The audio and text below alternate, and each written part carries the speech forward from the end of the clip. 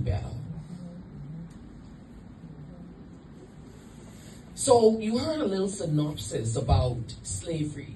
And I'll be honest with you, you almost caused me to cry, Mr. Ingress, because when I began to go into this, I almost started to cry.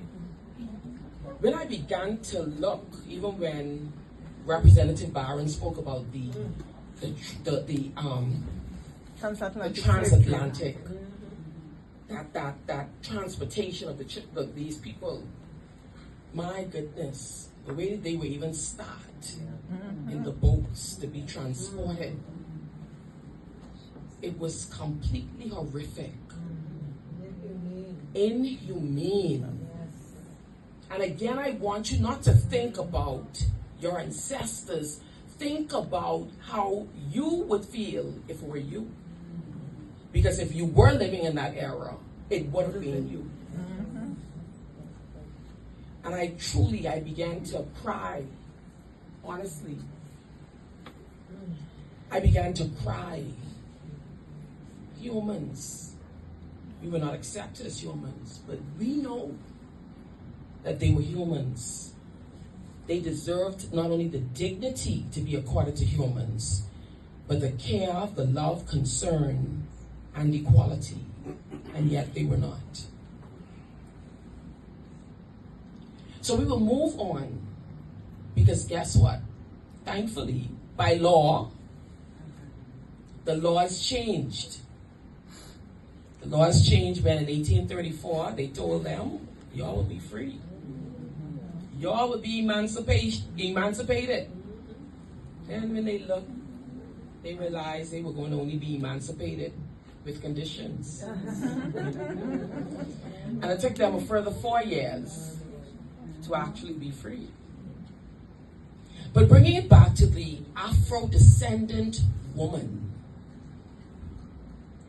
that when they were in fact freed, unlike our male counterparts, who were still treated in respect of their race, we were not only treated poorly in respect of our race, we were still treated poorly because of our gender.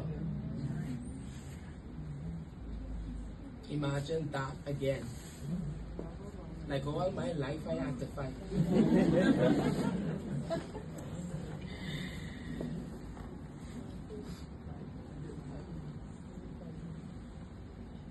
When we talk right now, let me take this one.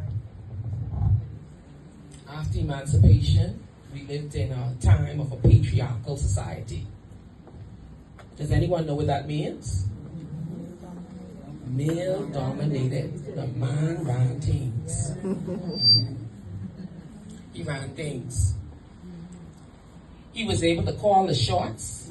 So here it is. Even though we still had so much to offer, because remember, our worth never changed. Even though we have so much to offer, we were still only resolved to, you do what I say, because I'm the man, and you stay in the house, you bear my children, and that's it. That's all. Imagine that. I say, imagine that. You stay where we say to stay. So you may have something, you may sit in the church hall, for example, and in sitting in that church hall or some other hall, you're hearing information and you know there's a zeal and desire to do something, and yet simply because you're a woman, you have to sit small. But your name is never going to be called.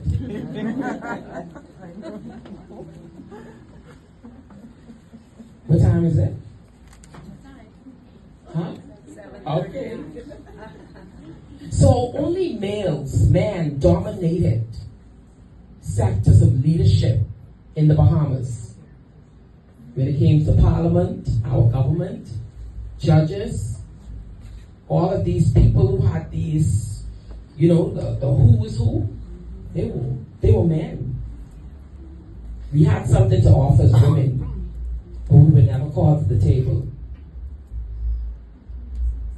Thankfully, yet again, as a result of laws, we moved away from some of the practices of being a part of a patriarchal society. Did y'all ever hear about the suffragette movement? Because there was even a time when women couldn't even vote.